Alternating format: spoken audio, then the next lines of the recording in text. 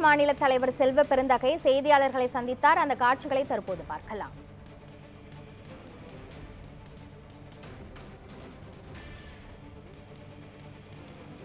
இன்றோடு சட்டப்பேரவை நிறைவடைந்திருக்கிறது.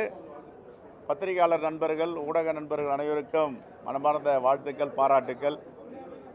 ஈரோடு கிழக்கு இடைத்தேர்தலில் மாண்புமிகு முதலமைச்சர் அவர்கள் கேட்டுக்கொண்டதின் பேரில் எங்கள் அகில இந்திய காங்கிரஸ் தலைமையும் தமிழ்நாட்டு காங்கிரஸ் தலைமையும் இணைந்து முடிவெடுத்து திராவிட முன்னேற்ற கழகத்தின் வேட்பாளர் இந்தியா கூட்டணி சார்பாக போட்டியிடுவார் என்று நேற்று இரவு அறிவித்திருந்தோம். 10 மாதங்கள் தான் இதனுடைய ஆயுட்காலம். பிப்ரவரி மாதம் தேர்தல்.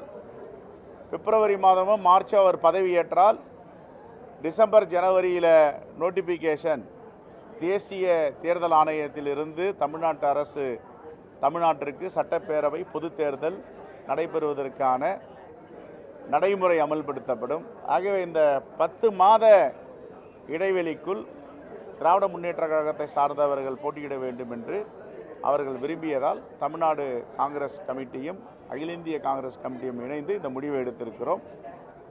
வேட்பாளராக அறிவித்துள்ள திரு சந்திரகுமார் அவர்கள் பெருவாரியான வாக்கு வித்தியாசத்தில் வெற்றி பெறுவார். காங்கிரஸ் பேரியக்கத்தை சார்ந்த தலைவர் பெருமக்கள், தோழர்கள் அனைவரும் இரவு பகலாக பாடுபட்டு அவருடைய பெருவாரியான வெற்றிக்கு நாங்கள் ஒத்துழைப்போம், பாடுபடுவோம், கடுமையாக பணியாற்றுவோம். என்னவா ஏன் வேட்பாளர் இருக்காங்களே, அவருடைய மகன் இருக்காரு, 7 பேர் கேட்டிருக்காங்க, 7 பேர் கேட்டிருக்காங்க. அதுக்கு பேர் தான் உண்மையான தோழமை. அப்படிலாம் கிடையாது, அதோட அதிகமாகும் தோழமை, அதோட அதிகமாக கொடுப்பாங்க. Right, next. ஒன்றும் வேண்டாம்.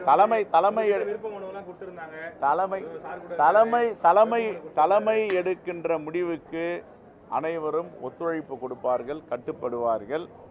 இது கொடுத்துருக்கோம்னா இன்னொரு உதவியையோ இன்னொரு உரிமையையோ திராவிட முன்னேற்ற கழகம் காங்கிரஸிற்கு